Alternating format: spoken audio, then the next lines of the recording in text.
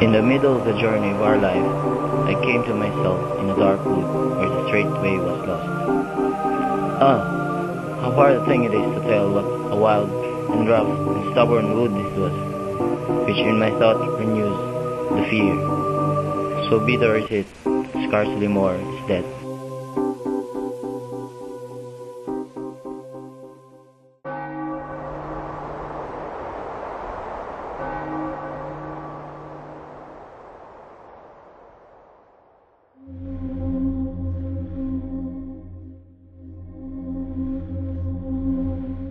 I cannot rightly tell how I entered it, so full of sleep I was about the moment that I left the true way.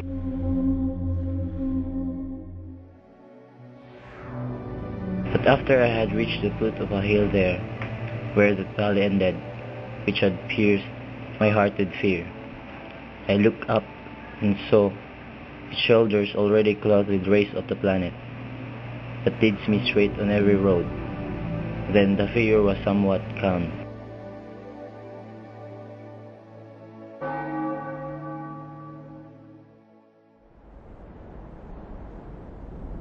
After I had rested my wearied body a short while, I took the way again. And behold, almost at the commencement of the steep, stood a leopard, light and very nimble, which was covered with spotted hair. And it went not from before my face, nay, so impeded my way, that I had often turned to go back. The time was at the beginning of the morning. The sun was mounting up with those stars, which were with him when divine love first moved those fair things, so that the air of time and the sweet season caused me to have good hope of that animal with the grey skin. Yet not so, but that I feared at the sight, which appeared to me, of a lion. He seemed coming upon him with head erect, the furious hunger, so that the air seemed to have fear threatened, and a she-wolf that looked full of all cravings and earliness, and has here now made many live in sorrow. She brought such heaviness upon me with the terror of his aspect, that I lost the hope of ascending. And as one who is eager in gaining, and when a time arrives that makes him lose, whips and afflicts himself in all his thoughts, such that restless beast made me, which coming against me, by little and little drove me back to where the sun is silent. While I was rushing downwards, there appeared before my eyes one who seemed hoarse from long silence. When I saw him in a great desert, have pity on me, whatever thou be, whether shade or veritable man. Why ascendant not the delectable mountain, which is in the beginning and cause of all gladness? Art thou then that Virgil, that fountain which pours abroad so rich a stream of speech? O glory and light of the other poets, may the long zeal avail me, and the great love that made me search thy volume.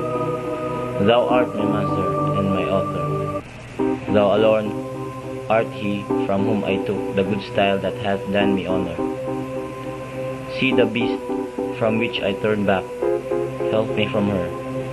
Thou famous sage, for she makes my veins and pulses tremble. Thou must take another road, if thou desirest to escape from his wild place, because this beast for which thou criest, let not men pass her way, but so entangles that she slays them, and has a nature too perverse and vicious, that she never satiates her craving appetite, and after feeding, she is hungrier than before. Wherefore I think and discern this for thy best, that thou follow me, and I will be thy guide, and let thee hence through an internal place, where thou shalt hear the hopeless shrieks, shall see the ancient spirits in pain, so that each calls for a second death, and then thou shalt see those who are contented in the fire. For they hope to come, whensoever it be, among the blessed. Then to this, if thou desirest to ascend, there shall be a spirit worthier than I, to guide thee. With her will I leave thee at my parting, for that emperor who reigns above, because I was rebellious to his law, wills not that I come into his city. In all parts he rules, there holds sway. There is his city and his high seat. Oh, happy whom he chooses for it. Poet, I beseech thee from that God whom thou know not, in order that I may escape this ill and worse, lead me where thou now hast said, so that I may see the gate of Saint Peter, and those whom you make so sad.